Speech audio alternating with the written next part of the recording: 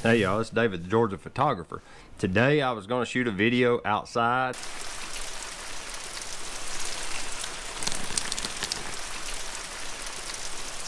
So I'm going to come inside and shoot the video instead now. What I was going to do was get out a macro lens and do some macro photography and things like that. That's for another day now. I ain't going out in the rain, not with that gear. I'm just not going to do it. Yeah, people will tell you to get out and shoot in all weather. And we are going to get this photograph. I'm not one of those people. my gear come to me way too difficult, so I want to take really good care of it so I can get long service life out of it. We're going to do something different today. Today I want to talk about things that happen in the community that are kind of surprising to me. I've had several surprises in the past that were kind of interesting, but this one actually caught me completely by surprise. And what this is a friend of mine down in Mississippi sent me some stuff, and in the box he used as packaging all of this. First thing was a pouch. It's like, okay, it's a fairly thick pouch. What's in this pouch? It's full of filters, all right? Most of these are UV haze filters, but there's a couple of light ND filters in here. And I'm constantly looking for it, and they're old, but this one here is, that's just an adapter ring. Oh wow, I can't even read it. Let me get my glasses. Vivitar polarizing filter. So it doesn't say it's circular, so it's a polarizing filter. This one here, let's see what it is. This is a little tiny one. What millimeters is this little tiny guy? Factor of a 4, series 6, polarizer. Factor 4 polarizer. I've never even heard of one of these. This looks like a drop-in filter. Oh, it is. It's a cartridge. I think I actually have the housing it fits in.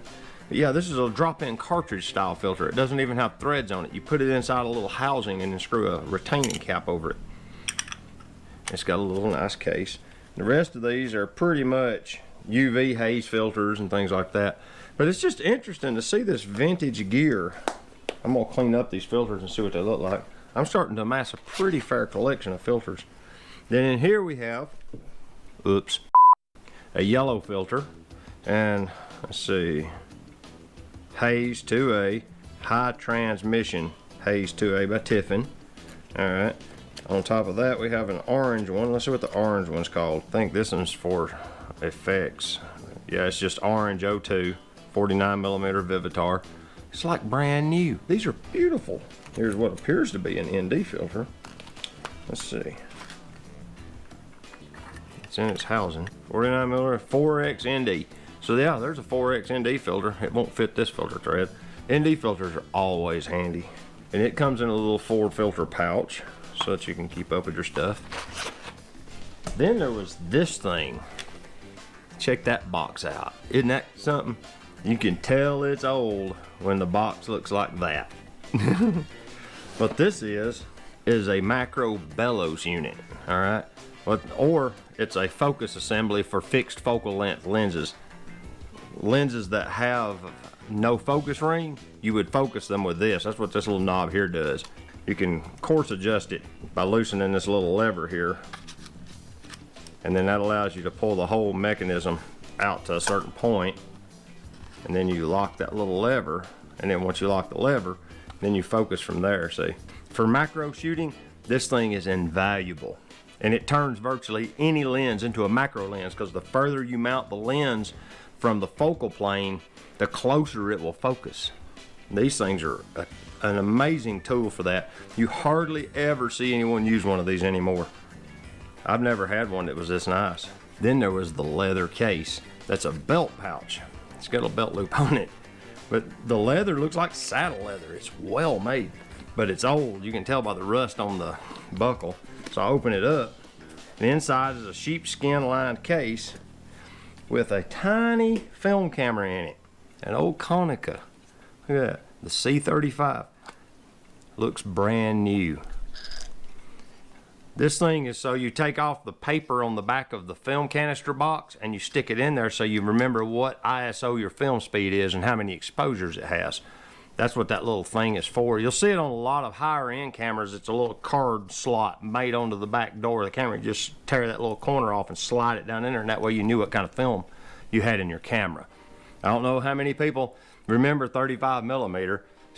Several of my viewers actually come from film days like me, but this was a common sight back then. You'd stick the unexposed roll of film over here, pull it across, feed the tab into this, and then you would fire a frame, wind it, fire it, wind it until it took up onto the take-upper a little bit. Close the door, push down the cam lock, and then it would actually, it's got a little counter right here. Then you would fire it up till it says frame 1. That way you got past all of the poisoned film or light leaked film that you put in the camera, and then you were ready to shoot. And it's got a timer that sets the timer, and the further down you pull it, the longer it times, so that once you're ready, let's see if I can get it to make the sound. You hear it? Then once it times out, it fires the shutter.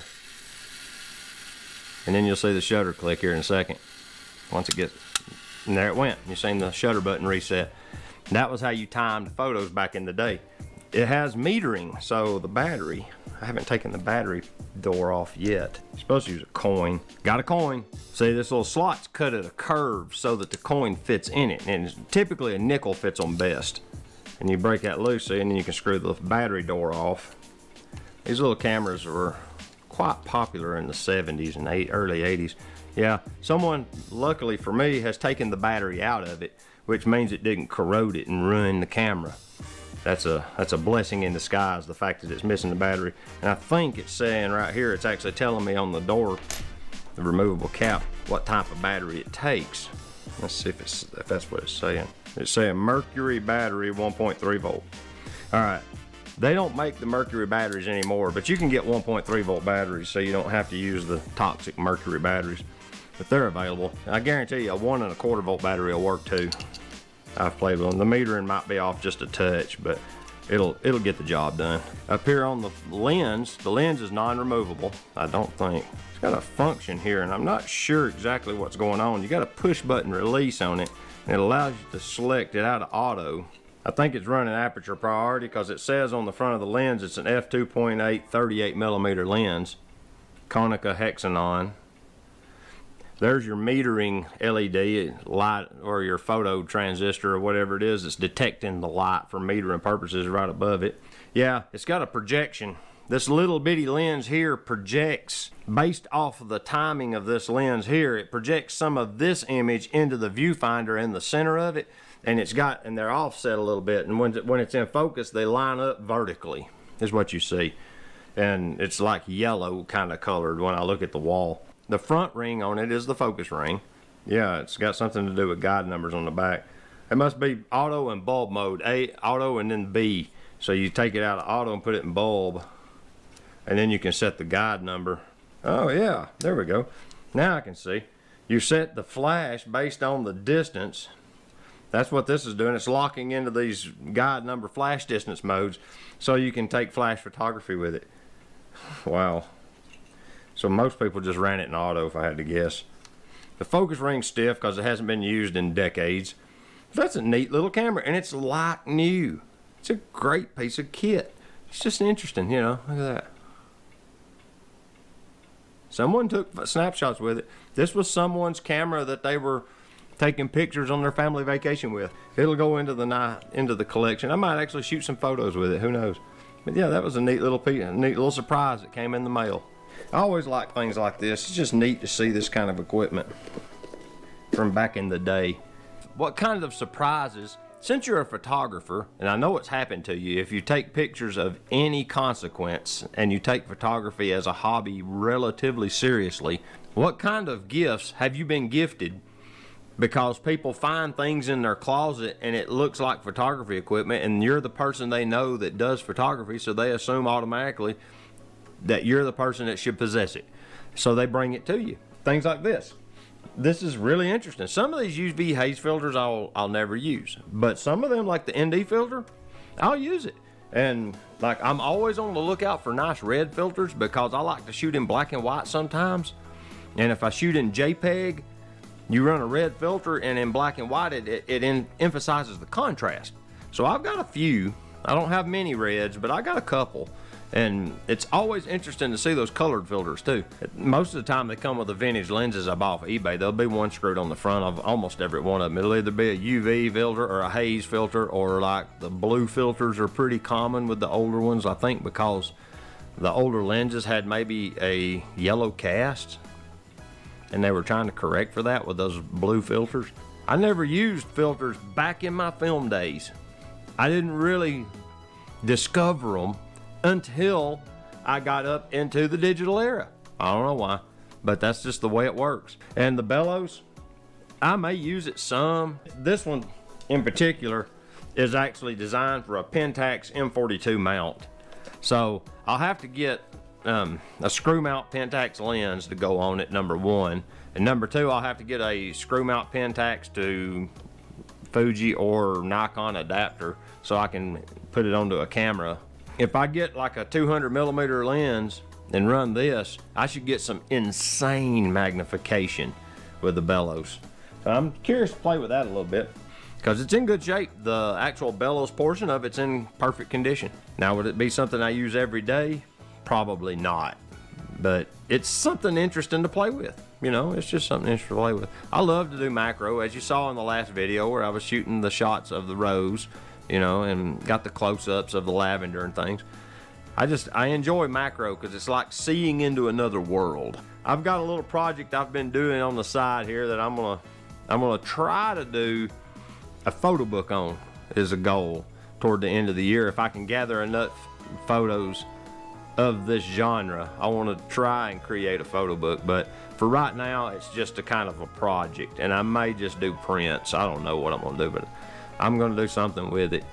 But yeah, I've got a folder set aside for a little project I've been working on. Do y'all get anything interesting given to you because you're a photographer? Do people just bring you things because you shoot photos? If they do, let me know down below. Let's have a discussion about it.